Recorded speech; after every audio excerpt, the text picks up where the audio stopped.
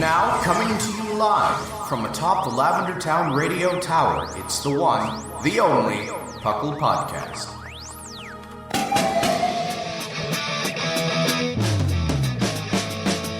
It's PUCL! PUCL! It's PUCL! PUCL! Pokemon Underground Champions League, oh yeah! PUCL! PUCL.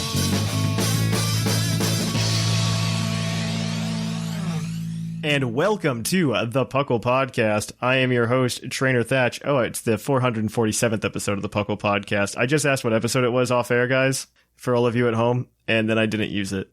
There we go. Okay, but welcome to the 447th episode of the PUCL Podcast. I am your host, Trainer Thatch, here today with my spectacular co-hosts. We have the fish himself, we have Dr. Shamu, and then we've got, of course, the wonderful Fluffiest Whimsicott. Hi. And we've got a show for you today. I don't know how it's gonna go.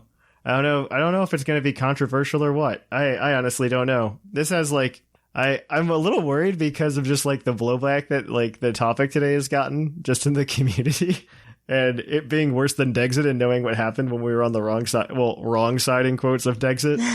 So I'm excited to see what happens now. I can only promise to behave myself. Yes. I can make no promises for anyone else. Welcome to the PUCL Podcast, where we talk everything Pokemon, from the video game to the trading card game to everything in between and outside of it. Apparently we're playing multiplayer online battle arena games. So, all right. So on that note, though, how have you guys been? What have you been up to? Shamu, it's been a long time since you were on the show. Right, been ages, decades, maybe. It feels like a week. No, it's been more. It's been a week and maybe a day. You know what's worse is you were on the show for a while, but I didn't notice, only because you and I talk so often. Because for some people I talk to them very little outside of the show. We're still friends outside of the show, but actually physical voice to voice talking doesn't happen much outside the show. Yeah, we're camping out and just general helps. Yeah, that's true. That's true. Come, join, have fun, party. We're hanging out usually. Yeah, hang out. Well, I sleep. But that's okay. Yeah, that's fine. We're sorry that you live on the wrong side of the planet. Well, not the wrong side, just the other side. That's better. That's yeah. That's the correct answer. That's the correct answer. What about you, Whimsicott? What have you, or I guess Shamu, what have you been doing? You didn't tell me. We just talked about you being in voice. Nothing really. I think their draft leagues we got that stuff situated, so that will be. Yeah, draft league. Nice. That's going to be exciting. We finally got conferences and all that. Summer league also is starting very soon. It should be this week. I think it's supposed to start by the 1st. Yeah, I believe by the 1st. But yeah, by the 1st will be started. I think we have the rule. I think it'll probably be on the 1st. I think it'll probably officially start on the 1st. I think we said if the gym leaders wanted to, they could quote unquote open up early. Yeah. We have that. Yeah. I'm still waiting. I'm working with the pin makers to finish up the new pins. I have to wait for them to get me a proof. It's going to take a couple days for that. Probably not until Monday or something. And then I need to wait for, once we get the proof, it's another 3 weeks. Then we get them, but then we'll have a full set of PUCL badges, which will be pretty cool. I'm going to hang them on my wall. Yeah, we'll do a post though when Summer League is actually official. Oh yeah. In the Discord we'll have an announcement. It'll definitely be by the 1st though. I think that's the target date. I think it's by the 1st of July. I am very grateful that we waited until DLC, just because it gives you more Pokemon. Oh, yeah, definitely. Just because it gives you more mons to play with, that's all. That's the only thing. But yeah, what about you, Whimsicott? What have you been up to? So, I got the Isle of Armor, I played through the Isle of Armor, and this brings us full circle from the very first time I got my toes into the podcast when I wrote my first mailbag whining about the fact that I had never found a random playthrough shiny. Oh, really? I finally found one. Really? What was it? It was a Venipede. Oh, that's amazing. That's a good one. Yeah, it's a really good one, except it's not hidden ability. Yeah, it's not so good at that point. No. At least if you have Poison Point, you can make it defensive. No. Maybe. It does have Poison Point. Scron has been kind enough to give me a set that he thinks can work in VGC for a non-hidden ability Scolipede. I'll see about that. In the meantime, Mr. Number One, because apparently I have feelings about the way I perceive Commander Riker in the next generation, but that's a very long story that we don't need to get into, like, right now. Giant spiky bug, whatever. So yeah, I'm very happy. I can finally, I don't know, say that I found a random playthrough shiny, although it really wasn't full odds because of the way the game works and because I have the shiny charm and stuff. It's still like 1 out of 1,300 though. Like it's like, yeah, it's still not high odds. Depends on how many. That's not true. Okay, so how many Vinipedes you knocked out? Okay. Yeah. That is okay. Okay. Let's step back. They and fixed just like, that? No, they didn't fix that. Or was that never the case? So it's broken. So like, let's talk about everybody who praises Sword and Shield and just like, it's amazing. And I go, well, I would like, if you want to do anything outside of just like standard play Pokemon, I don't think it is. Just because like, one, you can't play OU essentially, and other things like that. But this is another one. Like, if you're a shiny hunter, you should hate Swish.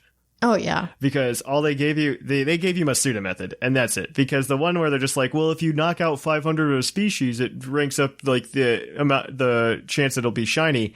And that's kind of true, except that only works 3% of the time. Oh. 3% of your encounters will have that encounter rate. That's... So you're at, like, full odds anyway. So what's the point? That's really weird math. Thanks. But it's only if you hit like 400, I think it still is better. It's like once it hits 500, it breaks it. I believe. Yeah, it's something like that. It's something like that. I just know it's broken. If you're in between 400 and 500, you're fine. But once you hit 500 or above it, I think it kills it. I just know it's broken. Weird. And it's such a stupid thing to be broken. Yeah. Like, just give us, like, make a good shiny hunting method. You did once. Once upon a time, you did a very good job. Arguably, they did it twice. I did enjoy the PokeRadar. I enjoyed the PokeRadar, and I enjoyed DexNav. I think they were both amazing. Yeah. I just know a lot of people get upset with PokeRadar. I mean, it can get frustrating, but if you're a patient kind of person, which you kind of have to be if you're a shiny hunter, yes, it's really nice. I honestly would be okay with PokeRadar anyway, just because of... I kind of miss it, to be honest. Well, so I miss when, like I hate horde battles because it kind of feels like you're in, not horde battles, but SOS battles, because it kind of just feels like you're in autopilot while you're shiny hunting. Yeah. And I really hate that, because, like, DexNav, I think, and also PokeRadar they took quote-unquote skill to do. Yeah. And so there was like a technique to learn. Mm-mm. In that, and much in the same way where, like, if you want to become good at competitive battling, you have to learn the techniques to becoming a good competitive battler. And I think I like the fact that there was that kind of challenge still present in the game. And now it's just gone, because it's how many Wooloos can you knock out? Exactly. And like PokeRadar and DexNav a little bit too, it was like, if you put in the hard work, you're almost guaranteed to eventually find a shiny. Oh yeah, absolutely. Which is really nice. Yeah, no, I used to use DexNav just for, like, IVs to get, like, Pokemon just help breed. And I would use DexNav, and the number of times I just, like, accidentally got a shiny as a result. Yeah. Or like hidden abilities even. Like, there was a time where I was trying to get hidden ability for Rolts. And I got the shiny Rolts before I got the hidden ability. Nice. And I was just like, well, I mean, I guess kind of. It was the most, like, disappointing shiny I think I ever caught, because I'm just like, I don't care about shiny Rolts. I care about getting hidden ability Rolts. Yeah, but I mean, like, some of Rolts' sets when it's evolved are good without the hidden ability, so... Yeah, I know. So, it's fine, though. It's fine. It is what it is. Myself, I've been working on a few other things. We got the PUCL TCG mats in, which is very exciting. So if you filled out that sheet and you said, yes, you want one, somebody filled out the sheet and said, no, they wanted two. And I'm very confused. Because it said, hey, if I buy these, will you buy one? And they said no, but that they wanted two. So I don't know if I'm going to count that or not. Maybe it averages out to one? So I'm gonna be straight up with people. Like, we ordered 25. I'm gonna hold on to like 5 of them just for myself and just to give away if like we have them on hand or something. But we have like 12 or 17 of the other ones like accounted for, and like what really bugged me was a lot of people came up to me after I said I ordered them on the show last week, and they're like, "Oh, can I get one?" And I'm just like, "Are you kidding me? I said fill out the sheet like 3 weeks in a row, and you never did." So it is what it is. We'll see. But yeah, a lot of those are accounted for already, so we'll see how many are left over. But on that note, we are going to go ahead and kick it on over to the news. Let's cue that epic music.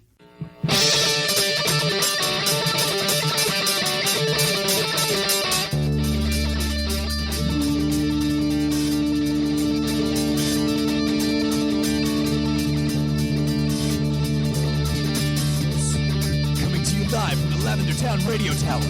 This just in. And welcome to the news. In the news, we've got quite a few things. Not quite a few, but some. The first one that we're not going to use in the topic, but Pokemon Cafe Mix came out this week. Yay. It's literally, I've played it for a little bit on Switch. I think I'd much rather play it on mobile. It's much more meant to be a mobile game. Yeah, so mobile. I would call it 100% the successor to, what is it? Pokemon Shuffle. Yeah. From what I've seen. Like, I don't know that there's energy or anything. I haven't run into that. I played like 6 or 7 levels. I know there's like 100 of them right now.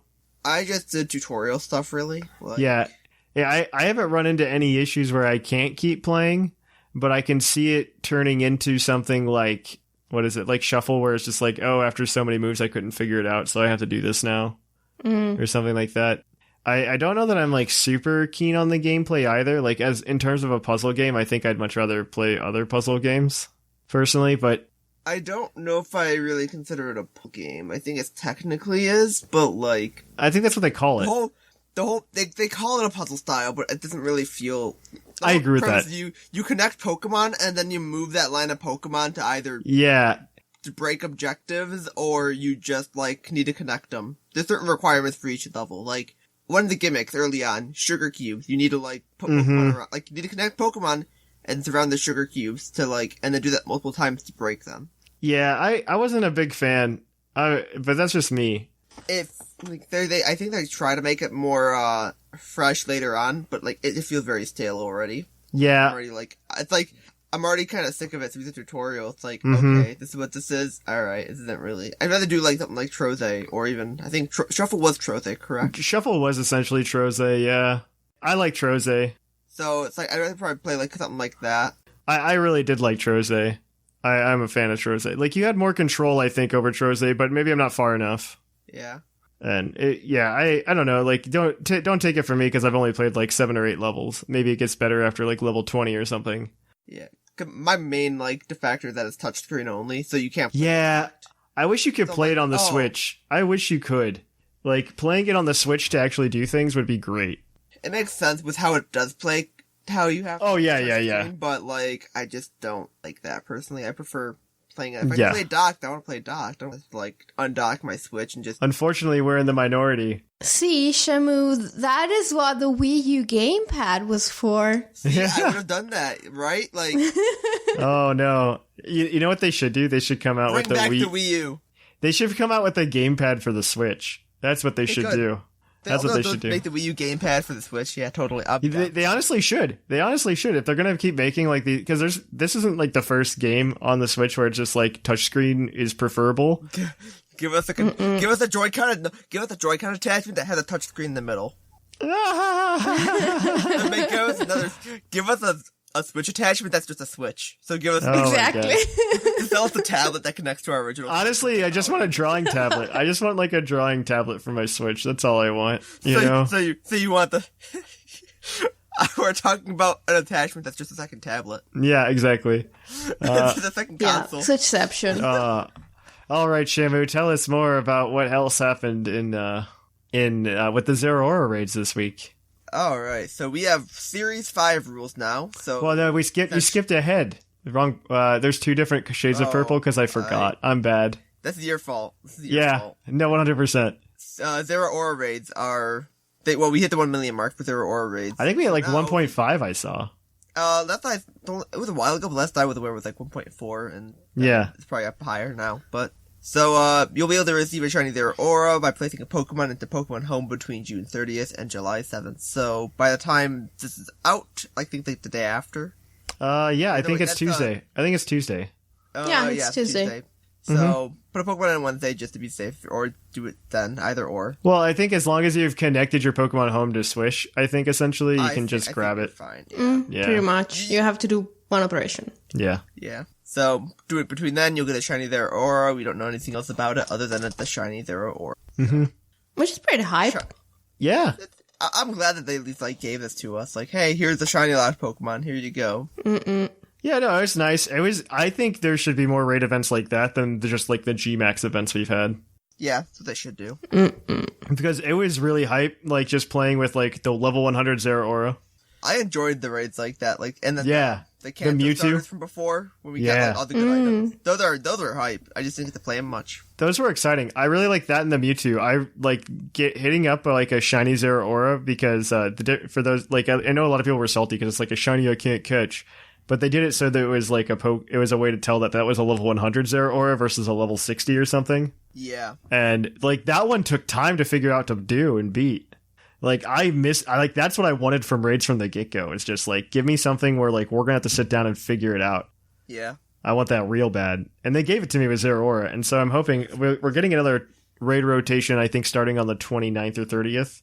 And it might just be a filler one, or it might be like an Isle of Armor thing. Oh, it definitely is. I 100% believe it's just some kind of filler, but I would love it if they did Zero Aura type stuff again. I would love it. Yeah, we'll definitely get it again. We'll probably get something much harder in like Crown Tundra. Oh yeah, when Crown Tundra drops, this is absolutely. All flat out. This is all testing for that. I'm pretty sure. Yeah, definitely. It's trying to find out where's the cap. Where like are these things doable? Are these things not? Do we want? This was probably too easy. It reminds me a lot of the what was it? They had that in Sun and Moon or Ultra Sun and Moon, where it's like here are the challenges to do, and like the first one was like way too high. Yeah, they expected way too much. And then after that, they made them way too low. I think this one was done very well. I think part of it is they didn't do it right as the game launched like they did with the other ones. They did it after like 6 months of the game being out, so they had some data on like how many people were doing raids and stuff like that. So they could get a good feeling for it. And I think it was good. I mean, it was done well because like we didn't like crush it, but we beat it. And they give you rewards on top of it. If you beat it by X amount, you get so much more. Because I think you get Armorite. Like we get a piece of Armorite or something like that for every 100,000 we are over 1 million. Good on them. I think so. Something like that. Yeah, there's something like that. We get extra stuff if we break the 1 million. All right, Whimsicott, tell us what else is happening. On July 3rd, the next episode of Twilight Wings will be released. That's it. Ooh. I don't know who it's supposed to follow. I don't think we know. But yeah, Twilight Wings, yay! That thing that we forget about until it shows up, and then we forget about it. I've never watched any of them. Me neither. I'll just wait until they're all out. I'll be completely honest, I don't think you're missing anything. Oh, okay. I think the only thing you would have missed was just like the quote-unquote drama that happened with the last Twilight Wings when it was focused on Nessa and she was like out in the lake and then there were just random Seal and Dugong with her. And then apparently the Japanese audience complained that Seal and Dugong weren't in Sword and Shield and this was a false representation. And then they actually issued an apology about it. Wow. That's funny. That's very funny. That's pretty funny. The fact that they had issued the apology, I think, is funny. Like that's what you're going to issue an apology for? That quickly, too. Yeah, I'm just like, that's hilarious. Okay. It took them 2 weeks to, like, respond to, like, the Dexit stuff. It took them a day or two to respond to people complaining Dugongs and Twilight Wings. Like, what? Wow. Yes, it was, it's weird. Mega Lucario showed up in the anime this past week in Japan. Because Megas exist everywhere, but the mainline game says P.U.C.L. Yep. I can't believe I'm more upset that they showed up in Mystery. If they wouldn't have showed up in Mystery Dungeon DX, I don't think I'd be as upset. I'll be completely honest. All right, Shamu, now you can talk about the video game stuff. Oh, can I? Yeah. Can I? Yeah, I'll allow it. Okay. I don't know you're allowing it. I don't want to do it. No. I'll do it then. Go for it. New rules for Series 5 of Online can be downloaded now. Galar hatched and battle-ready Pokemon Mark can be used online. This allows for Terrakion, Cobalion, and Virizion, Alolan Raichu, Alolan Marowak, Alolan Exeggutor, as well as Cantonian Weezing, among a few others, will be available to battle in the official rules. The thing that I think is weird about this is because they're also doing this for like VGC, where they're allowing the Three Musketeers and like Urshifu and stuff like that. I find the Three Musketeers very weird because they've always been very good about making sure that it's Pokemon that are available in the current generation. For like their season of VGC, and now it's just like, yeah, the Musketeers are available now. Well, I mean, they're probably planning on doing a raid. So what'll probably happen is next rotation will probably be Alolans, and maybe the Cantonian Weezing.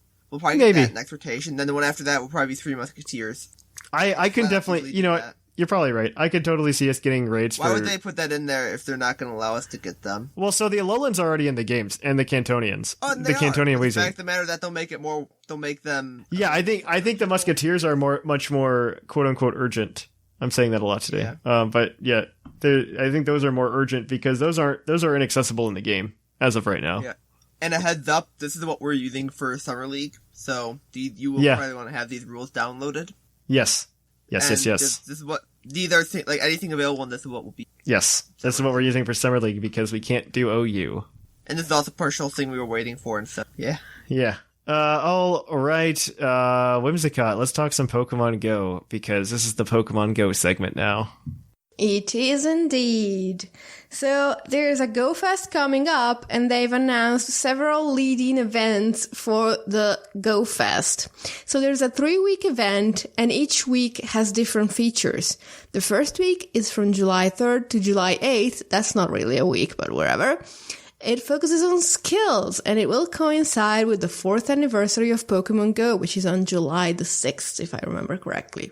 It includes timed research that introduces Ducklet and Swanna and the Fly Pikachu, which doesn't mean the Pikachu is fly as in cool, it means it knows fly.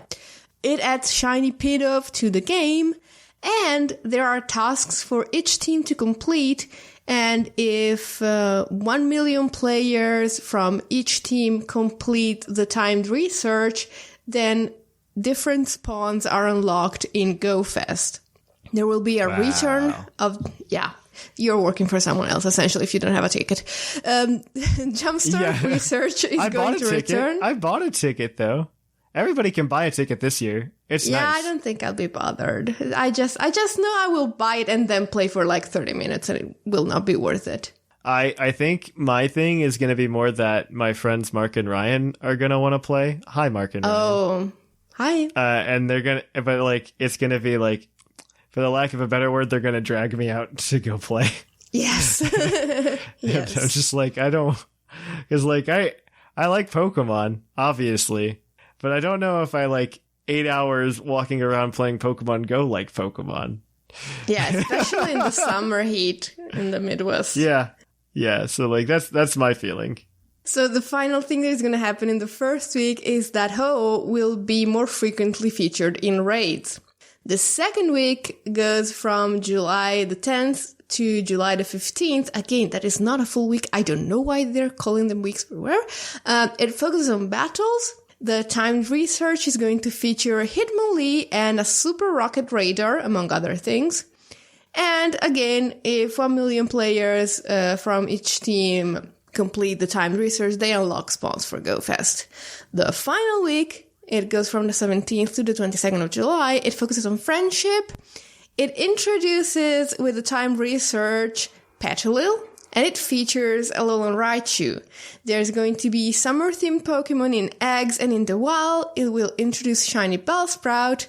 And again, 1 million players from each team have to complete the timed research to unlock spawns in GoFest. I would just like personally to point out that at this point, everyone and their mother from Gen 5 is out in the game. Petalil is going to be introduced, Petalil, which is the counterpart to Cottony, which evolves into Whimsicott, but again, there's no mention of Whimsicott being in Go anytime soon, and I'm starting to get a little impatient. Well, it'll happen before Megas come out, probably. Possibly. So that's nice. Maybe? That's nice. Maybe. Yeah, maybe is a good question. Wait, so there's special research featuring a Alolan Raichu, but no special research involving like a Alolan Marowak? I still need a Alolan Marowak. I think I need it too. Indigo. I need that too. I need that one because like I've got a Alolan Raichu because it's a 3-star raid, so I can solo it. But I can't Marowak solo is the 4. Alolan.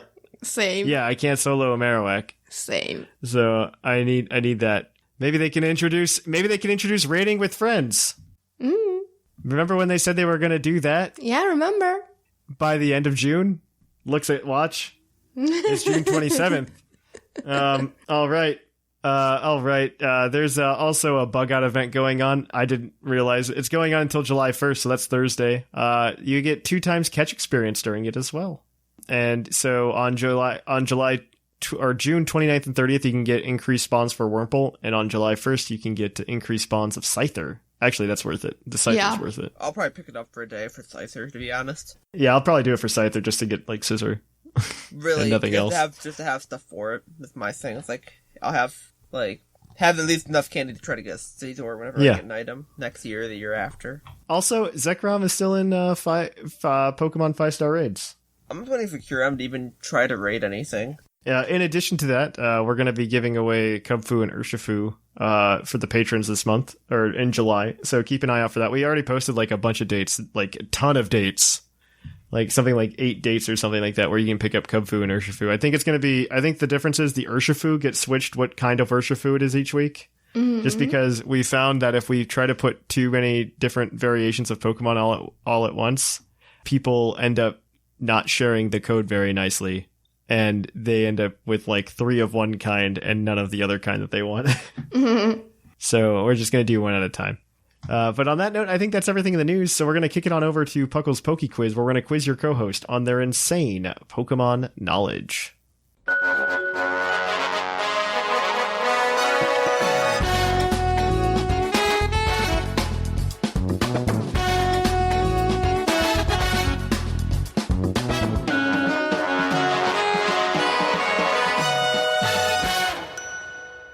And welcome to Puckle's Poke Quiz, the part of the show where we quiz your co-host on their insane Pokemon knowledge. Shamu and Whimsicott are going to be operating together as a team to answer 5 Pokemon-themed trivia questions in a race to 30 points with their fellow co-hosts.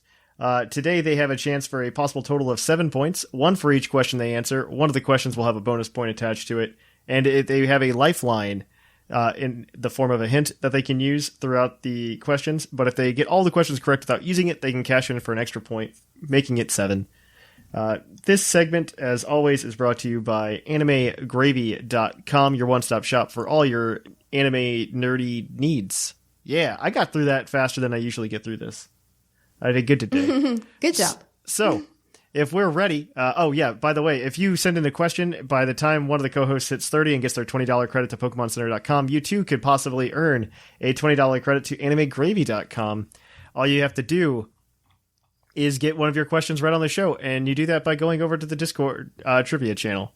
So let's go ahead and get to it. So our first question is going to be from /... Oh, wait. Rivy didn't update. This is from last week. So you almost got a good question there, Shamu. You knew the answer to that. All right. So this next one is from Retro Typhlosion. What is the heaviest fighting type Pokemon? Ooh. I would say Hariyama, but I feel like there might be something heavier, to be honest. So, I think it's not just flat out is Hariyama. Well, that's a very good answer. Let's take a few seconds to think of other possibilities. Because unless like one of the legends. So everything that's really heavy that I can think of is not a fighting type. Yeah. I'm just wondering if one of the Musketeers is heavier for some reason, but I don't think they are. Well, Cobalion is steel, but it's really like streamlined as a design. I think Hariyama is like 336 or something weird like that. Like, it's not like 500, but I think it's like 300, high 300 or mid 300. That's a very specific thing to remember.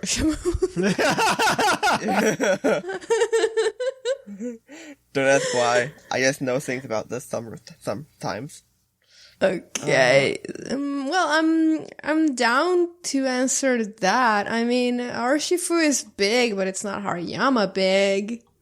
And yeah, I don't think the Wushu bear is super heavy. No, it looks kind of cuddly even when it evolves. Fighting type. No, I'm just going through the gens real fast.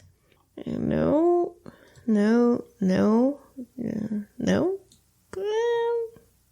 Can't think of anything.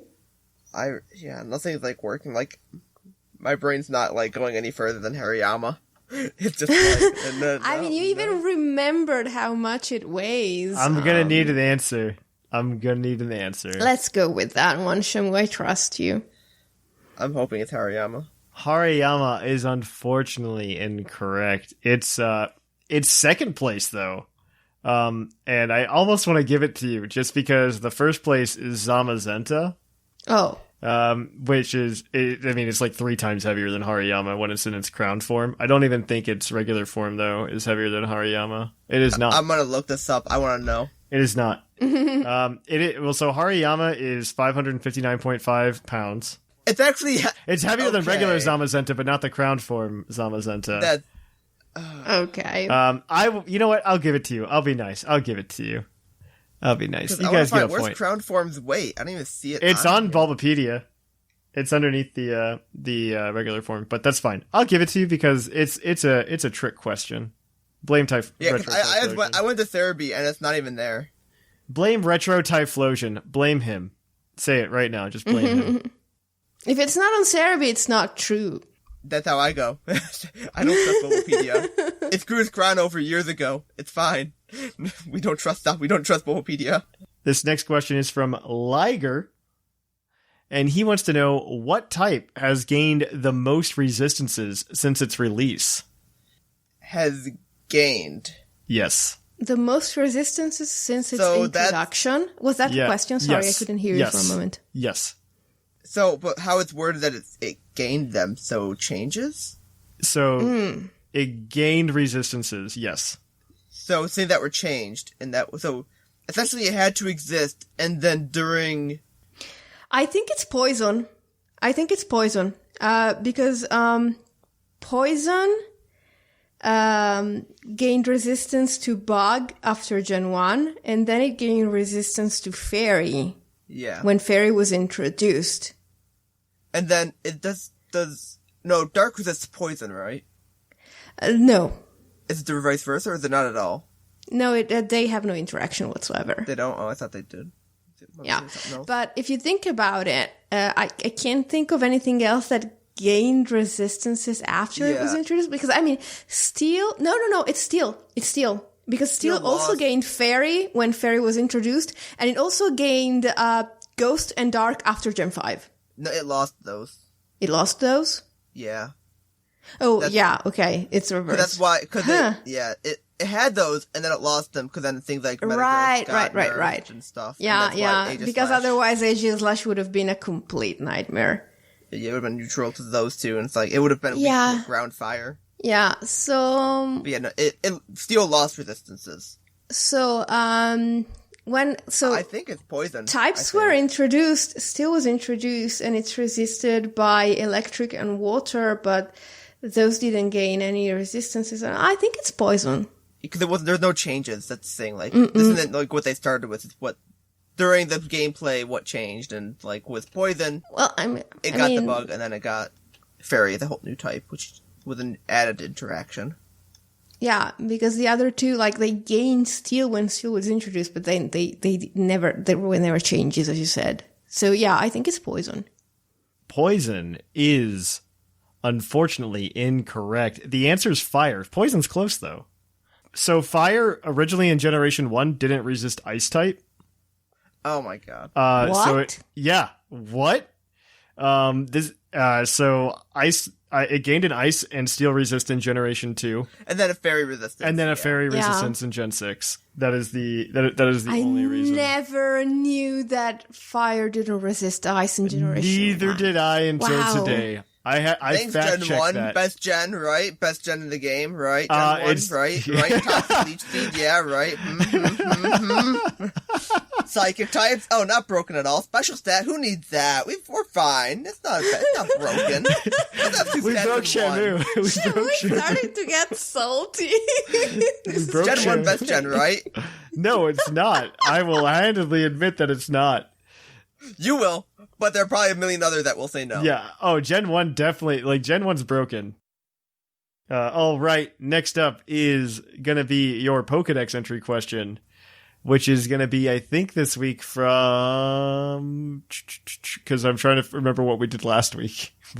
I remember now. This one's from Egotistical Elekid. This one is, its Pokedex entry from Ultramoon reads, its goons take care of most of the fighting for it. The only time it fights dirty, the only time it dirties its own hands is delivering a final blow to finish off an opponent. Who's that Pokemon? I think we use a hint, because this is Ultramoon, and that means essentially it's anything. Yeah, I'm okay with using the hint. And we can't cash it in. So. But there is a question with multiple answers after this. So we can try to figure it out, and if we can't, we use the hint. I have no idea. I'm not good with these, unless they're very obvious. Goons and a final blow, it's probably a dark type.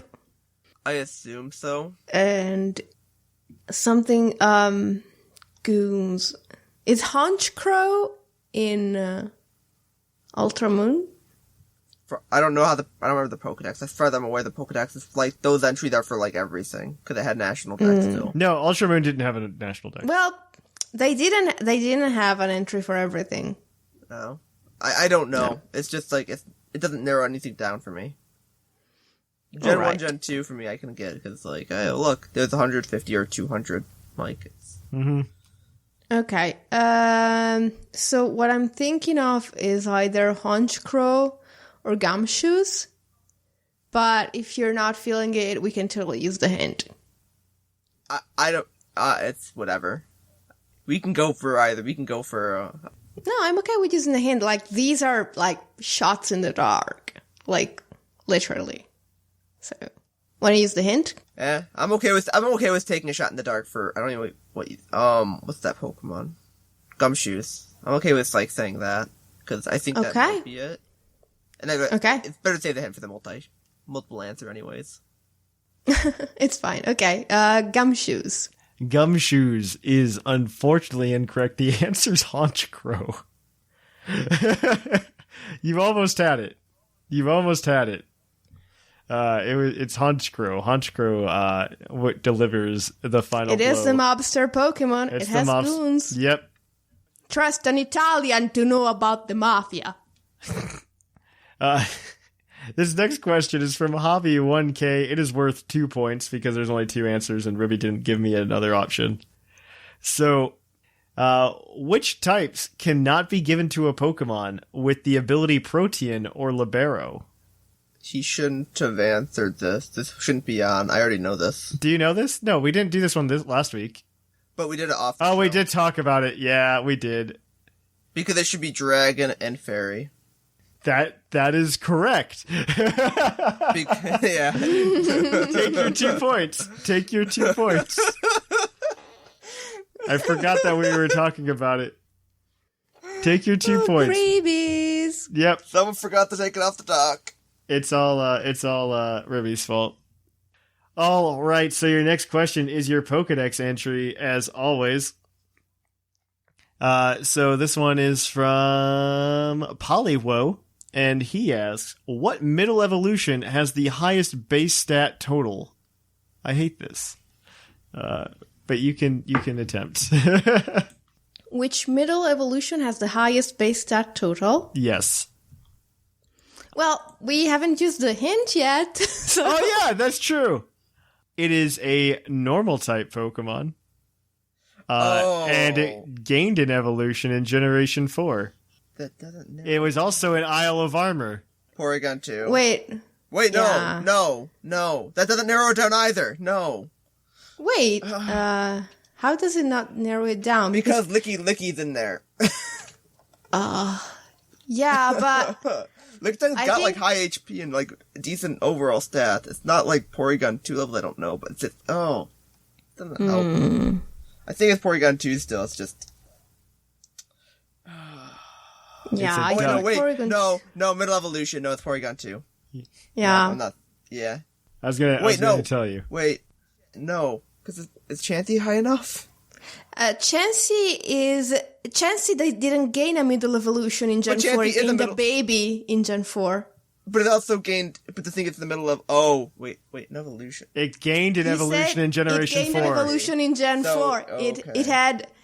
Oh, wait. I'm thinking I'm thinking it's just not. It's a It has duck. to be Porygon. It's the duck, the Porygon, okay. It's Porygon 2.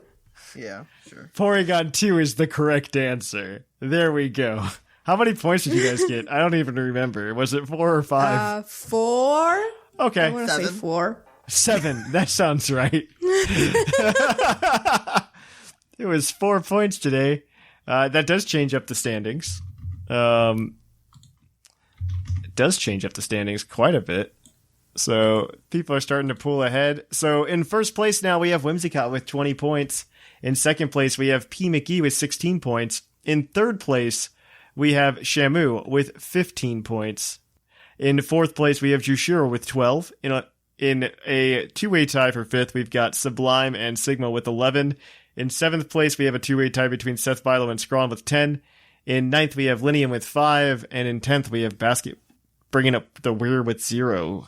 Yet to get on the board. So on that note, guys, we are going to take a short break, and we're going to kick it on over to the topic. We will bring back more Poke Quiz next week.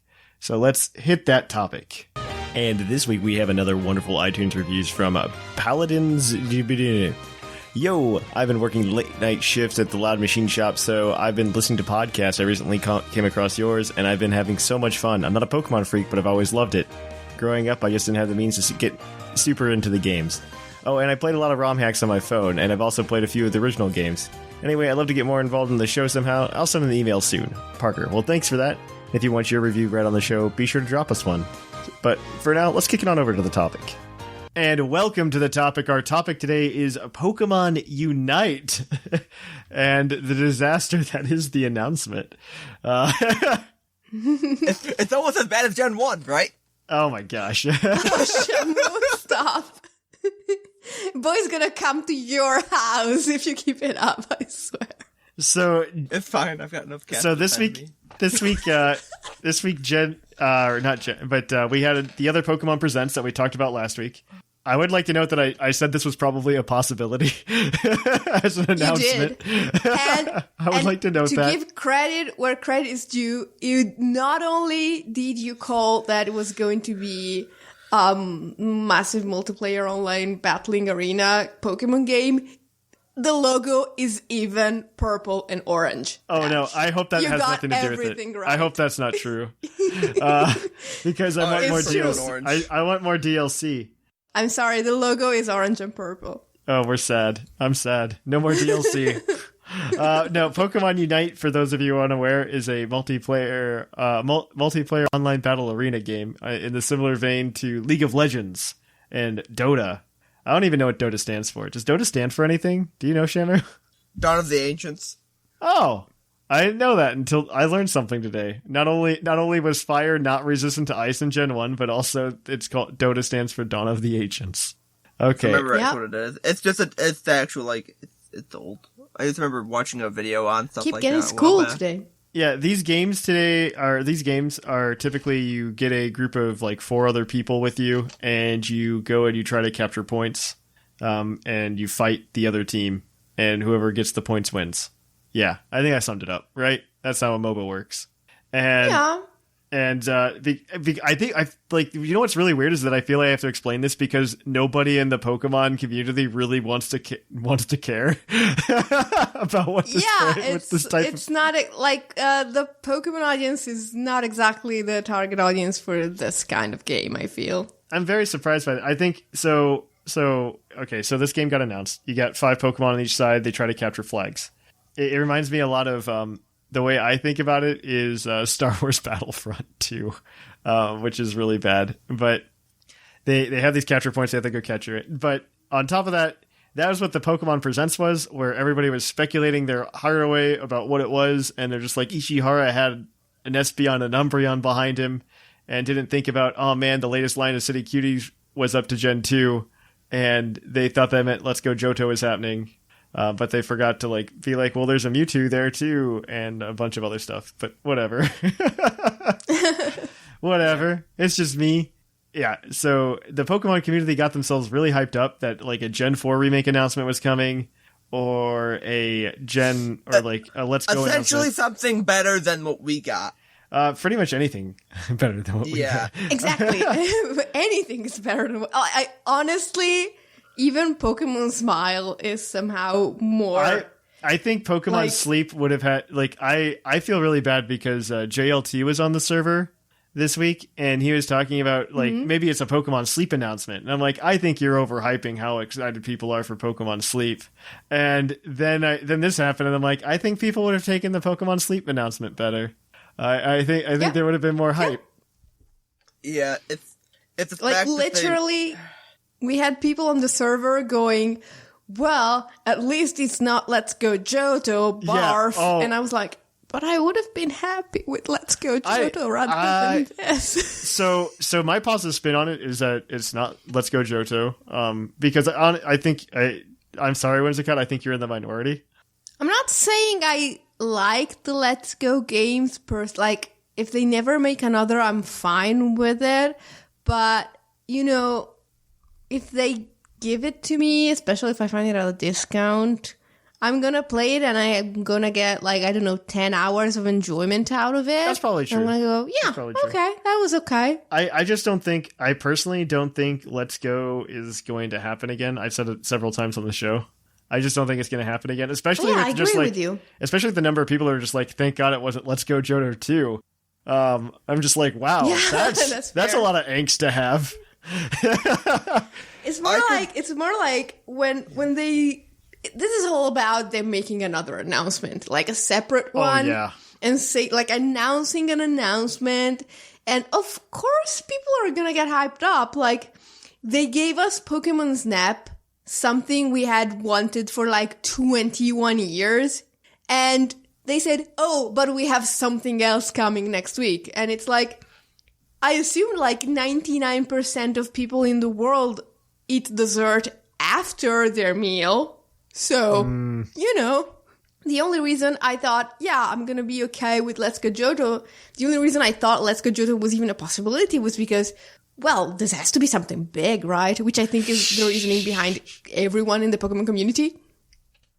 So, well, because it was the fact that they said, hey, we have a separate announcement for a upcoming title or a new title, and it's and then you put that, when you say that, yeah. The fact that you're having a separate announcement that you're not just tagging at the end, it makes it seem like it's something much bigger. Yeah, and then you find out it's a very early development Pokemon Mobile with But the way they worded it, Ishihara, I hope it wasn't a mistranslation. They usually don't have those in these announcements. They're very carefully crafted. But he said something it's a project they're working really hard to develop, which implied it was something that took a lot of work, for example, a main series game or an almost main series game. Yeah. So, something that was developed by someone else, essentially. It just, It was just they put much more expectations. It's partial for us because we're expecting a new spin-off or main series game around this time. We usually get announcements soon, around this time with E3 so it's usually something in the works or something newer, may not even a main game, but even Let's Go or something, another actual title, and then I don't know about that. So when it's not a mainline game or not a new generation, they typically announce at the end of May, beginning of June. This is the end of June. And if you actually look at the timing of when we got this announcement and what it is, this was definitely probably going to be announced at the North American International Championship because they mean for this to be a fourth leg of their competitive scene. And the North American International Championship was supposed to take place this weekend. And it obviously didn't. And so, that's what happened. I think it's, I think it was just a bad way to do a quote unquote COVID maneuver. That's what I'll call it.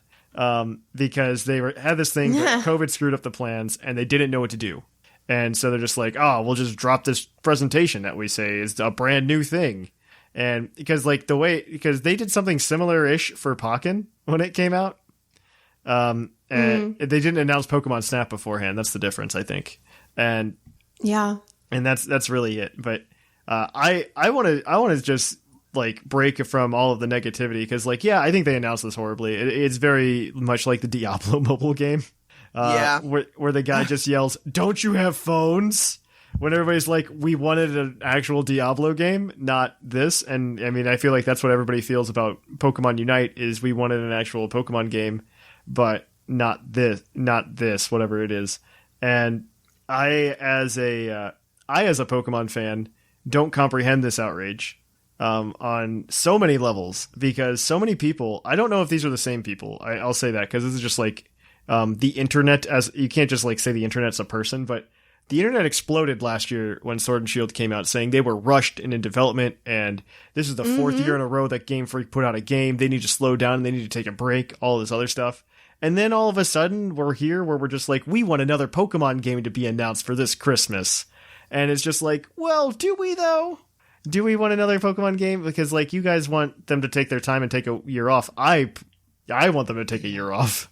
It comes down to the fact that people are getting used to it, and then now that like it's no bueno. It's going back and forth where it's like when they get the game, like they should have taken more time, but it's like, well, we want a game. It's a weird thing, and it's a bad cycle. DLC is the best. The bad cycle. The DLC is a good way to kind of like pace it a bit. I like the DLC. I just think it was the fact that people were. This got a lot of flack because I think people felt betrayed with the fact of like how they did. They could have just put this before stuff or like put it on top of it all, and it would have been fine. It was a separate announcement. I think they could have worded it differently the week prior, and instead of saying it's a new project we're working on or something like that, they could have somehow phrased it as like a new experience. Well, even then, but if like they had just called it like a collaboration. Yeah, if they would have said collaboration, I feel like everything would have been different. Yes. Collaboration's 100% of what the word they should have used. I think that is literally their misstep, is they should have used the word collaboration. Yeah, the collaboration would have been fine. Because also the thing too is I don't play League of Legends, there's another game that's actually a flat out like a reskin of. This is a reskin of something else that Tencent makes. Yeah, I don't remember what it was called, but there was a name for it. It was like Arena of something, maybe. Yeah, it's Arena of Valor. Is that what it is? Or that Valor sounds right. Arena? I was thinking something like that. I have no idea. I hate those kinds of games. Like, the only reason I know they exist is that I get ads on my other games or on YouTube. So I'll totally, 100%, if this is at the North American International Championship next year, I will unironically have PUCL sponsor a team. Because I think this is going to be as popular as Pokken is for that. And I feel like we can get top 16. Showing up, you win. I think if we can get top 16 by like showing up. Yeah. I think it'll be a fun game. I'm just as a possible player, I'm just hoping that they give us more than 10 Pokemon. Oh yeah, definitely. Because I'm like, okay, so the whole thing is you have 2 teams of 5, and you have Venusaur, Charizard, Blastoise, Pikachu, Clefable, Machamp, Gengar, Snorlax, Lucario, and Talonflame to choose from. That's like, so essentially, teams will probably end up coming down to like, you see the five same units and like maybe one different, because most likely there will be a tiering for that. Like one will, like 5 of those are probably gonna be better than all the others. Like flat, like I don't think it's gonna get balanced that well. Yeah, I think I don't know and where we were. Looking at it, they're using the Pokemon Go trainer models, it looks like, at least in the trailer. I'm very upset by the fact that they didn't give a release date for it either. They're just like, this is happening. No. Yeah, it's like, we're working on this, and honestly, it did look fairly polished for what it was. I mean, they were allegedly playing a demo battle, and I say allegedly because I'm not 100% convinced. I don't think it was live. No. Or even, I think it was just a pre-recorded footage, and they had a script to essentially go off of. Because it just came down to, we're showing gameplay, and these people are screaming. Especially because, like, the people they had in the video, they had different kinds of phone. And I don't believe for a moment that a game in development can run on all those kinds of different devices smoothly. Like, there's no way. Because there's crossplay. It's Switch and your phone you can do. Yeah. With crossplay between that, which is nice. That's a very good thing they did. Like, that's how you do that. It's just... Yeah, I like the cross-platform playing. I wish it wasn't something else. Like, I feel like every time we're gonna hear something new about this game, there's gonna be something else to complain about without even having to be too whiny about it. Like, for example, they say at one point in the announcement that type effectiveness is not a thing. Like, this is really not a Pokemon game. It's another game with a Pokemon skin. Yeah, no. When they do that kind of stuff, I absolutely agree with you. That they do that. Okay, so this was like, the fan reaction was horrible. Oh my gosh, this thing's at 155,000 dislikes. Yeah. Well, watching it live was kind of insane too, because like you just see like look away for a second, like maybe like 5 seconds, not even, and it went from like at least 10,000 to 12,000 dislikes. Yeah, it just it was just going crazy. It was just going down. It was not a good time. I get it. I definitely get the outrage. I take a lot of positive notes from this. One, they didn't announce a mainline game this year, so that makes me extremely optimistic. Well, you have to consider something. Like, we have never been in a situation before where there was essentially an announcement at the beginning of the year that covered the whole year, because the DLC comes out in autumn, in the fall, right? Yeah. Mm-hmm. So we already have our full release slot for it's kind of a piece of a main game Pokemon. Yeah. You know, so it's a unique situation. So what I fully expect at this point, this made me happy because one, there's nothing for them to market after Crown Tundra at this moment. They're not really going to push forward with that. They're not going to push forward with Crown with any like, oh man, we got to push the game in November, right? Mm-hmm. What I really feel might happen now is, because of the crazy success that the expansion pass has gotten, it'll be kind of like, I could see it happening kind of like the Super Smash Brothers expansion pass, where when Crown Tundra comes out, we'll get another like Pokemon Presents or Pokemon Direct to be like, hey, Crown Tundra comes out. Release. Yeah, the day of the release, and then they also say, by the way, we're going to come out with more. They'll probably do, whenever they do a direct talking about Tundra, they'll probably add at the very end, because that's what they do with Smash. Like, hey, here's this last fighter, but guess what? We're working on another one, and we're adding something to it, and they'll probably do that. Yeah, that's what I'm expecting. The unique situation also helps with that, because, you know, there's a slot for a game in the fall, but you've already bought it. Because it's attached to the first part of the DLC, so you don't have to worry about taking the spotlight away from the Crown Tundra, because people have already purchased it with an attach rate that is absolutely insane. Yes. So I'm very excited. Like, I just want more DLC, because Isle of Armor was really good, and Isle of Armor like reinvigorated me to be like, this is awesome. This is Pokemon. This is what I want. And I assume Crown Tundra is going to be more of the same to an extent, maybe obviously a little bit different, because it's going to be focused more on legendaries. But like, I'm very excited just for that. Like, I'm very excited, and I hope they can do more for me, like, after this. Like, give me another area to go explore, and I can go get a Breloom finally, or a Gliscor. Because there's plenty of Pokemon like that. They even if you look at like the Crown Tundra quote unquote leak, I'm gonna call it's a data mine. I believe in the roster for the data mine. Yeah, I hear that my dream of a full sheep team is not going to be realized. It is not. It is not. I'm very surprised that the company that made a $500 plush for a particular Pokemon is not putting said particular Pokemon in their video game. Right? It even got fine. There's only one sheep, but we all know it's Wooloo. It's fine. It's fine. Excuse me, I'm sitting right here, Shamu. Well, what's it the cotton ball? Whimsicott? No, it's also like a ram. Sheep. It's a sheep. It's a ram. I know it also looks like a cotton ball, and it also looks like popcorn, but the animal part of Whimsicott is a ram. Huh. The animal part of the plant is a ram.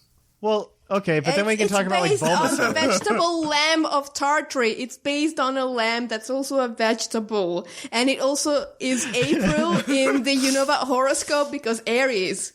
Yeah, that's true. That's Make me. Why do I play Pokemon? I don't know why. I don't know why we're here right now, and it's okay. All I'm saying is maybe TPCI. I wish TPCI had a better relationship with their fan base. I feel like this is just like the latest in a series of just like a year of missteps. I wouldn't even say a year of missteps, because like I think the DLC was like a very high point. A year of communicative. Yeah, I think missteps. they've just been very bad at communicating. Sorry, I need to prove this. So, what's Mareep's Pokemon classification? I don't know what Mareep is. It's the sheep wolf Pokemon. Yeah, the yeah, wolf sure. Pokemon. Pokemon. Wooloo is the Okay. sheep Pokemon. Okay, that's fine. Okay, But I'll give you that. that's fine. I don't care. It's Salty Shamu Day, get ready. I don't care. All right, but this is this has been a time. Pokemon Presents. Yeah, I just think it's been a very bad misstep. That was a bad marketing misstep. I'm sure it's because Tencent sent them like a bunch of money and said, "Hey, make it its own thing." Yeah. And even on top of that, like there's also the issues with Tencent itself as a company that I don't want to completely ignore. So people are just like, "Oh, so you're endorsing that?" And it's like, not really. No. Not really. I like human rights. So I would say that, but if we ignore that is honestly like the one thing that is like bothering me about this. I don't care that there is a Pokemon game that I'll never play and I am not interested in. I agree with because that. they didn't like put resources. It's not like Game Freak is making this, but Yeah. I am kind of salty that they're associating with people who associate with really bad stuff. Yeah, no, I definitely agree with you. I think a lot of people are also who are upset. This is me from perusing the Pokemon subreddit, which is a terrible thing to do at this point in time.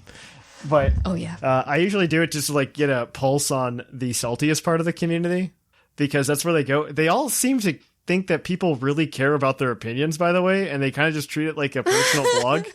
Because like the number of times that I just see like, I'm disappointed in the Pokemon community because blah, blah, blah. And then it's just like post after post of the exact same thing over and over again. It is the absolute definition of an echo chamber.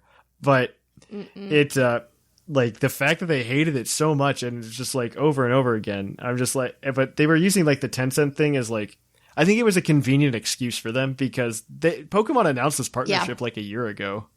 Exactly. I don't think any of the people who were leaving dislikes on the video knew about it until someone dug it up. Yes. And then they used it as, as a way to enforce what they were already saying. Mm-hmm. And exactly. I hope that these people actually care, but I'm not so sure about it. That's what I mean. Yeah, that's the only part that bothers me is I think some people might be using that as an excuse to be mad. And I hope that's not the case. All I can say is, I'll say this: if you're getting mad about this and you're using this as part of your argument, inform yourself and find out if there's something you can do. Even just make a tweet about it to inform other people that there's some shady stuff going on. Like, show us that you actually care by using your time and energy, not just to whine, but to do something nice about it. And even then, Shamu and I are probably still going to play the game. I'll probably play around a little bit. But well, we're probably gonna like when it comes out, we're probably gonna play it for like a day and a half and like get okay at it, and then be like, yeah, that was good, and that's it. I'm just hoping they release more characters for the game. I hope so too. Because that's the lackluster roster. Honestly, the gameplay just looks very basic. It seems like a reskin. Baby's first MOBA. That's exactly. Kind of I was about to say that. Yes. We want to recruit more MOBA players for our other games, so play this. It's like what Wizards of the Coast is trying to do to the TCG. That's 100% what I expect. Well, let's make Baby Magic, and then they'll go to Magic when they're older, which kind of... It kind of happened, yeah. But on that note, this is a good place to stop. We will take a short break, and we'll be right back at you with the Pokemon of the episode. We will catch you on the flip-flop.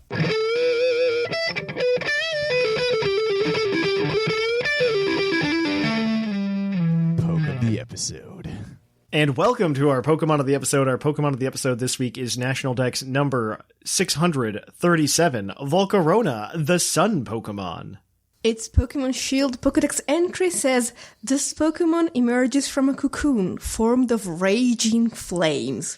Ancient murals depict Volcarona as a deity of fire. So Volcarona came back in Isle of Armor. We can all applause. And so because of that, it's people are obviously using it because it's a great Pokemon. Base speed of 100, base special attack of 135, special attack, and then its special defense isn't bad either. Base 105, that's pretty solid. It's solid overall. It's just like I think a little. Yeah, I think it's just lacking physical defense. That's it. Yeah, like physical HP is 85, which is tolerable. Yeah, if HP is 85, which isn't bad. It's not great, but it's not bad. It's usable. It's not exactly. If it had 60 HP, this thing would probably be way you use like less just for that. I agree with that. You wouldn't be able to take much. Yeah, but with base 85, you're at a point where you can do something. Base 60 attack and base 65 defense. So if you want to destroy it, you have to hit it physically, especially because it gets Quiver Dance and it's just going to be bulking up anything that's special. Just hit it with Rock Tomb. It's dead. Yeah, hit it with anything. Hit it with sneeze on it with a Rock type move. You're fine. Exactly. So we found a fun team on the Smogon forums. I want to give credit to Big BM over there, as we're going to use his team today, just because it looks like a lot of fun. Because he was just like, you know what? Isle of Armor came out. The season still lasts for another, how much was it? It wasn't even that long. It only lasts until the end of the month. So I just figured I'd make a fun team. He said he's just had a lot of fun using it, and so I guess I'm going to take the first two, and then we'll just guess from there, and I'll make some comments. So obviously we have Volcarona. It's holding a Koba Berry. He has a selection of options you can run on it. I'm going to say just the first item, just because it's fun. I'm going to say the Koba Berry with Swarm as the ability. It's Timid Nature, 252 special attack, 252 speed because it's a Volcarona. And it's running Quiver Dance, Bug Buzz, and Fire Blast. And then you have your options on what you want to run in that fourth move. I think personally, Giga Drain is where I would go. I could definitely see use for Psychic though as well. Although it has Swarm, so you want to keep your HP low. Yeah. Oh, that's true. He also says why he has Swarm. It's because it's Flutterby is the strongest in the game, and with the fact that you're running a Koba Berry or a Sash, you will get hit to that point probably, and you will live still. Yeah. So you can Dynamax, hit that, then if you're Dynamaxed, you get hit by a rock move or whatever, you'll get brought down to a point where you're probably hitting Swarm at that point. Yeah, he says he likes Focus Sash better though. Well, Koba Berry he said is just for Max Airstream users, which is fair. Yeah. But that's what Shamu was saying is correct. It's just to explain why he has Swarm, because most people probably run Flame Body. I run Flame Body personally, because I think it's better. But with that mentality, that makes sense. You want to have a strong Bug Stab. Alolan Ninetales is also backing it up with Snow Warding, which I think is great. I love it. This is like two of my favorite Pokemon coming together. And Alolan Ninetales coming in with the Snow Warding with just to set up the Aura Veil, 252 special attack, 252 speed. This is all for Battle Stadium singles, by the way, as well. And it's got Aura Veil, Freeze Dry, Moonblast, and Sheer Cold because BSS is amazing and you can run one-hit KO moves. And it's honestly just there for Aura Veil because Aura Veil is nice. I want to take this Mimikyu because this thing is great. Oh, do the Mimikyu. Tell me about this Mimikyu. So, also with that Ninetales, it's meant to take down Fatmon, he's the 2-mon team that aims to take down numerous fat boys that run around the meadow, which is what this Mimikyu also does. With a Figgy Berry, Disguise, of course, max attack, max speed investment, Jolly, with Substitute, Curse, Pain Split, and Phantom Force. So, this is anti-Dynamax. This is anti-Dynamax / anti-wall. 100%. So essentially luring people in to bring this thing that can take what Mimikyu can usually deal. Because usually Mimikyu is just a high offensive setup or whatever, so people expect it to start setting up. So they bring in something to wall it. So then you'd go into Substitute. And then you curse them. Then you Pain Split them. And you then continue the Phantom Force. Which actually says you typically do in that exact order. Yeah. Which is lovely. I love it. It's amazing. And and if he doesn't like Dynamax, it also is meant to waste Dynamax turns. So if they bring in something that will Dynamax, you can sub, and then you can Phantom Force, and you'd get through that entire Dynamax thing fine, assuming they don't outspeed you. I love it. It's so good. I love this. And that's like, and it works with like Ninetales being able to like protect it with Aurora Veil. Yeah. This is so much fun. Like, I want to build this and just play with it. I want to do this. I'm reading some of this, it's like, and they are forced to recover to avoid dying with like Curse and all that. You can get a free switch into Ninetales and attempt to cheese them with sheer cold. So it's just like, there's like, he says Dragon Bolt and Lapras come to mind that can give it the set issues. But it's just, this is a fun mimic. I love this. It's like, it's just cheese with Curse and Pain Split and it's so great. And then, the next mon, which you're gonna see a lot of, you are gonna see a lot at this point now that he's got hidden ability and a G-Max, Cinderace. So it's holding Life Orb, it's Gigantamax, its ability is Libero, which all of them should be running now. I don't see a reason why you wouldn't, unless you want a pure fire type for a reason. Max Attack, Max Speed, Jolly Nature, running Zen Headbutt, Iron Head, Pyro Ball, and Sucker Punch. Mostly you're gonna see this a lot. Maybe not this exact set, but Cinderace will be very prevalent in the meta. Cause it's fast, it cleans up, it gets additional, it's like Greninja, but with a bit of a reduced move pool, I would say. I think it's like balanced Greninja. That's how I would describe it. It is balanced Greninja. And this one's just set to, it's set to just clean up and have a good type coverage so it can hit everything fairly well. Mm-hmm. He had that headbutt for Toxapex, essentially. That's why you can run high jump kick over it if you really want. I like Zen Headbutt so you don't get walled by Toxapex, personally. Yeah. Like, I think that's fine, too. Because this team doesn't handle Toxapex well outside of that. And then, like, and also, G-Max Cinderace goes through the, Max Fire. It will go through abilities. So it actually deals with other Mimikyu. Yeah. That's so true. It's Mold Breaker. So it goes through Disguise. Oh, that's amazing. What was it called? I'm sorry, we saved you the most boring ones, too. The only other thing he mentioned that, the Max Steel Spike with Iron Head will not kill a Babiri Berry Togekiss, which is a problem, but it's assuming they're running it. Yeah, not a lot of them run that. This moment. Not a lot of them run it, I don't think. No, it's a weakness policy, I think. Yeah. Now we can. It's more of us saying, it won't OHKO it unless if they are running it. Just watch out, So the Rotom is actually a decent-ish answer to Togekiss. It's got Citrus Berry, it's got max HP, 84 defense, 108 special attack, 4 special defense, and 60 speed with a modest nature. It's got sounds like it just randomly Hydro chose Pump, this investment. Dark Pulse, and Nasty Plot. So it's essentially just has a little bit of bulk, just enough speed to outrun like non-invested, neutral nature, base 60 speeds or thereabout. And you just click Nasty Plot and destroy stuff until you die, essentially. It helps against Togekiss. Yeah, it does help against Togekiss. And then there's the big boy itself, Urshifu, single strike style. It's a G-Max. It's holding weakness policy. Its ability is obviously Unseen Fist. It's got max speed, max attack, 4 special defense, jolly nature. It's got Wicked Blow, close combat, Iron Head, acrobatics, and this thing just hits like a truck. It destroys things. It's just, there's not much to say, even like the guy who made the team. Yes, he's just doesn't have much to say about it's it. An Urshifu. It's just what do you strong. Want? Exactly. He's like, what do you want? It's an Urshifu. This is a fun makes team. Some comments of like what is the differences in a way, but like also that he does say with that Rotom though that like if Togekiss gets a nasty plot, there's not much he can do because like it's still Togekiss weak in the fact, but it's like with that Rotom he's saying it's like he uses it the least because it doesn't come up, but it's like it works, but it's not a cure all. I still think this team looks fun.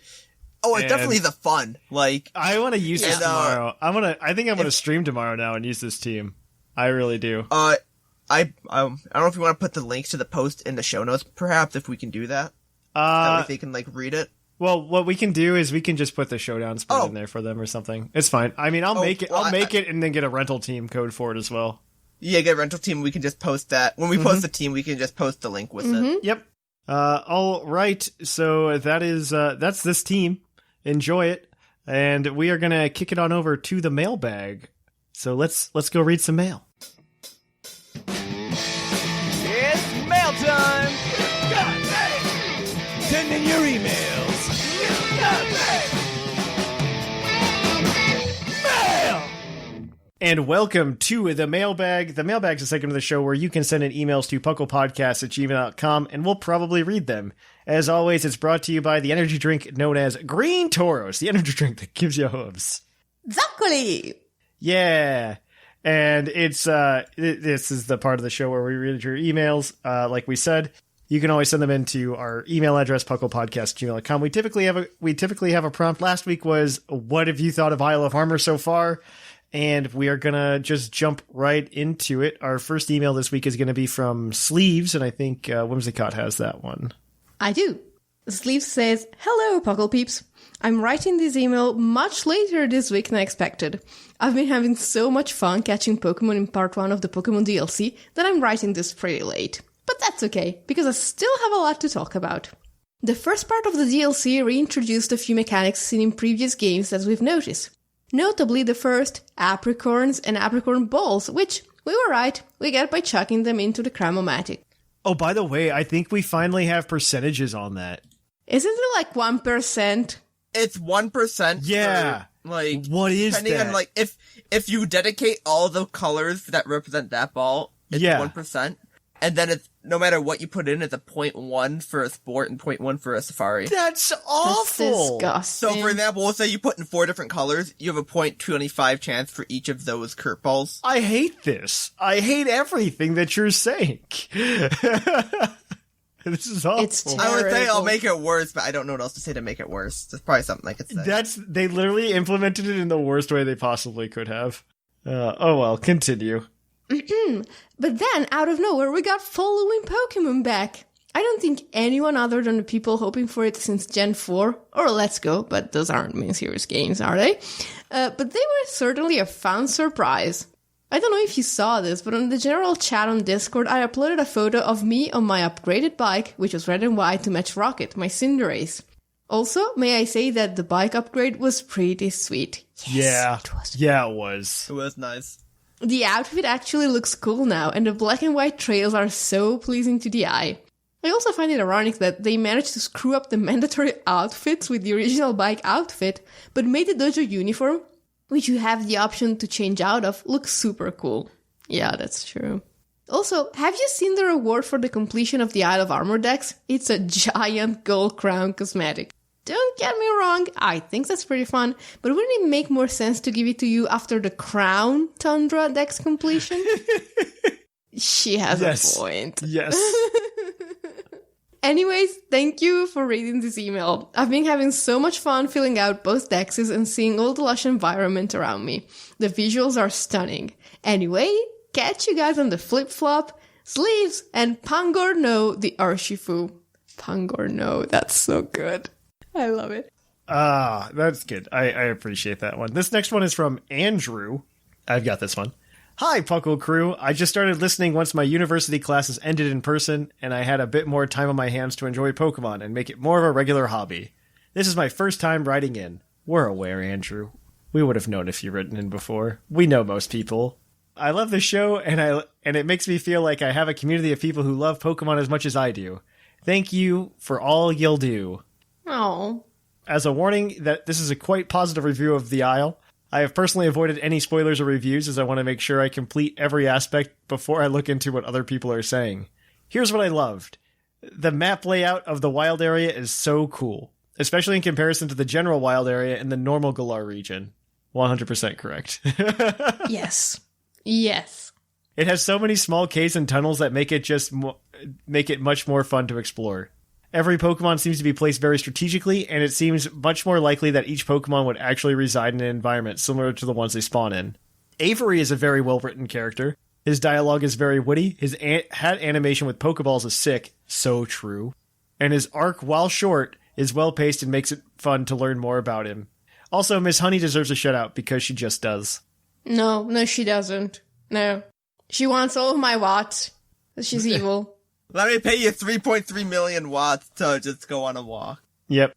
Oh, evil. The Cremomatic does in fact produce Africorn balls, so I feel Scrawn feels vindicated. I think it's horrible, but I'd rather go battle the Elite Four. I'm just gonna say he's that. right though. Like I was like, no, that's not gonna happen, and I was wrong. So yeah, he's right. I should apologize. That's true, but it's also done in the worst way possible.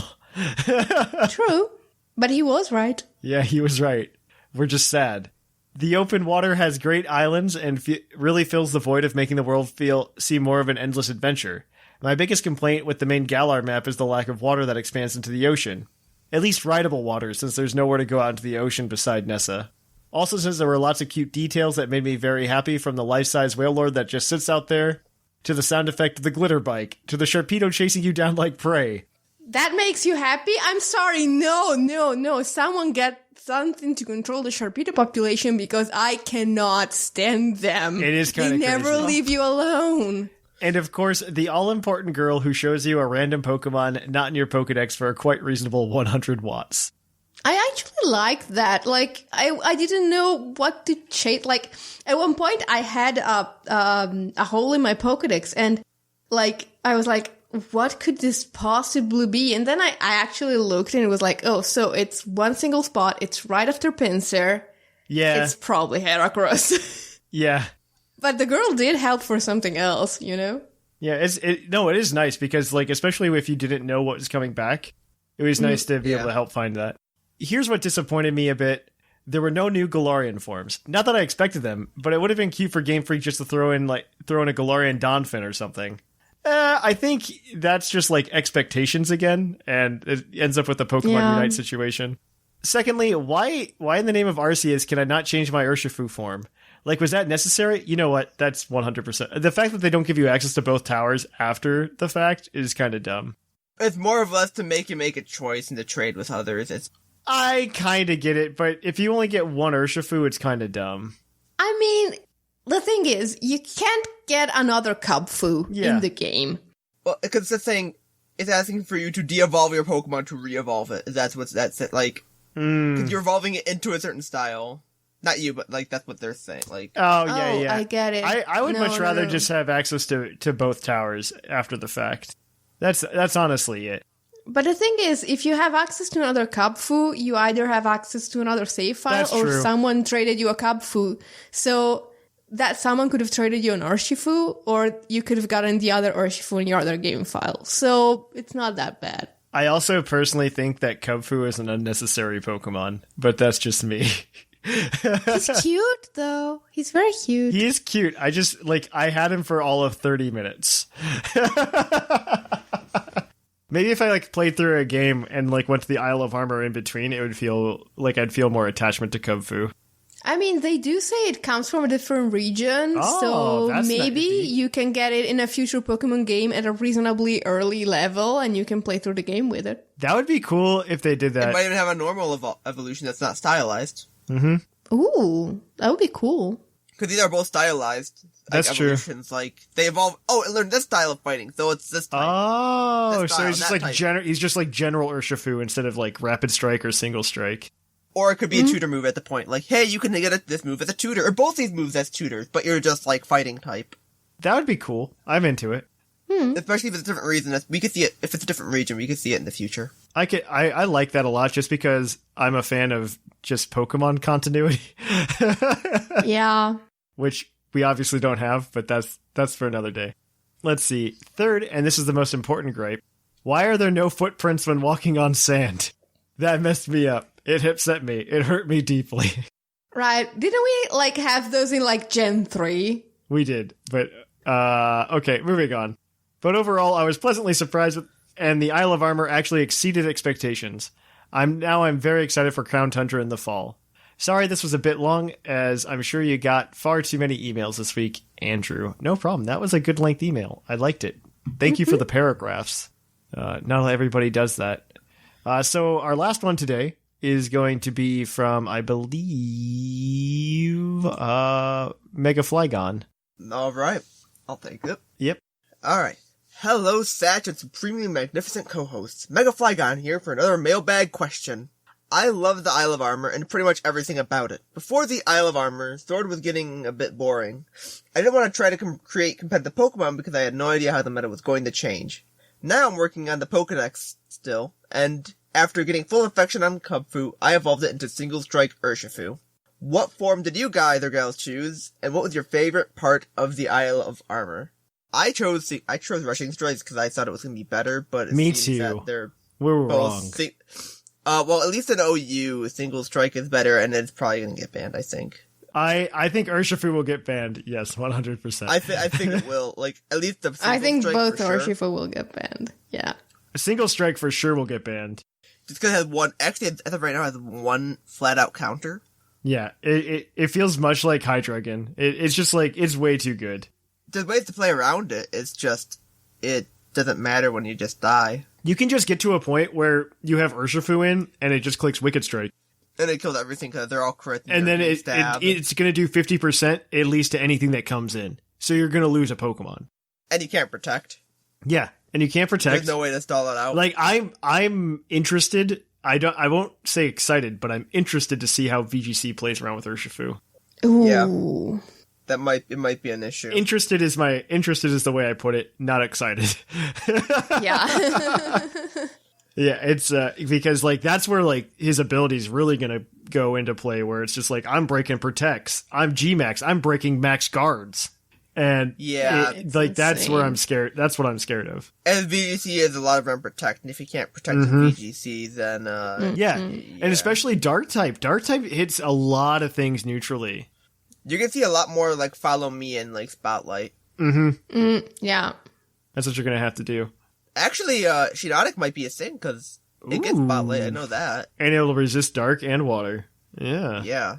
And it gets Strength Sap, and it gives, and also gets, I think it gets Effect Spore, so you get Spotlight. Shiinotic gets its day in the sun. Except it's better in the rain. Yeah, I'm making. Yeah, okay, we're moving on. But yeah, thank you for those emails. If we didn't read your email, I think I'm going to try to do a YouTube video this week to record the ones that we didn't get to, mostly because one of them was very, very long, and it was very heartfelt, and I wanted to read it. It's just, if we read it on the show, it's going to take up the whole mailbag segment, and I didn't want to do that. So we're going to go ahead and put up some kind of video on YouTube, either on Monday or Tuesday, with that in there. So thank you for that. If you want to email us next week at puclpodcast@gmail.com, you can let us know what you think of Pokemon Unite / the announcement. I'm very curious to hear what you guys hear, or what you guys say, just because I want to know, like, is the community actually mad? Like, are you guys mad, or was it just like a bunch of people on YouTube who were mad? I'm very curious. And yeah, so send that in, puclpodcast@gmail.com. If you want to keep up with us throughout the week, you could do so in a lot of ways. Most importantly, the Discord. You should come to Discord, hang out with me, Shamu, and Whimsicott. We're always on Discord. We love hanging out on Discord. You guys are cool. We can hang out with you. We can talk some Pokemon. And you can also follow us on Twitter, Facebook, Twitter, Tumblr, all those things. You can always go ahead and follow us over on Twitch at twitch.tv/ThePucklePodcast, where I try to stream on Thursdays. This week I'm doing Tuesday and Thursday. I'm very excited for it. And so you guys can come over and hang out, watch some Pokemon over there as well. You can also go ahead and follow us on YouTube at youtube.com/user/channel/PucklePodcast. It's Puckle Podcast on YouTube. You guys, you're the youth. You know how to do these things. So you can go over there, subscribe to us. We've got the Puckle Plays Fire Red going on over there, which is a lot of fun. Shamu has said he wants to wait until the end so that he can kill Pokemon. That's the plan. We'll try not to let him. We'll see how that goes. The final villain. The final villain is Shamu. Isn't that Bo? No, I think I might be able to get Bo for the last episode. We'll see.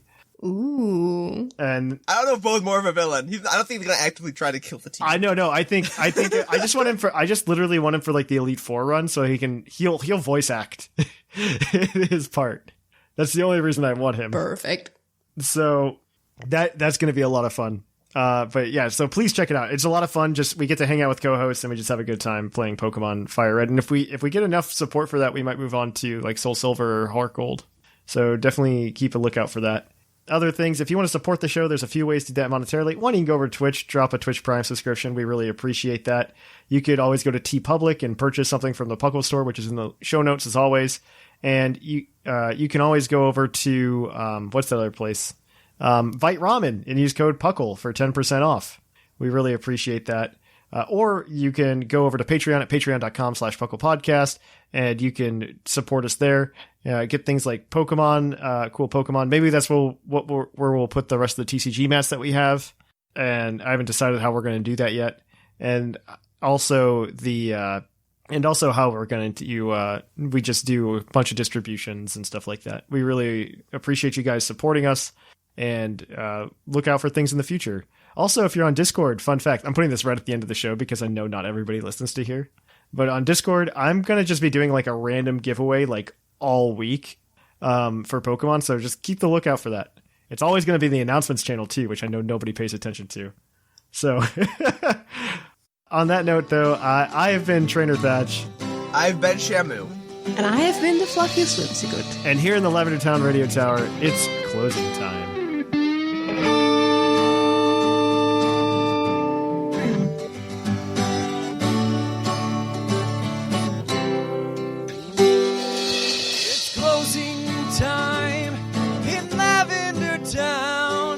Time to say our goodbyes. It's closing time. Farewell, my friends. I'll catch you on the flip side.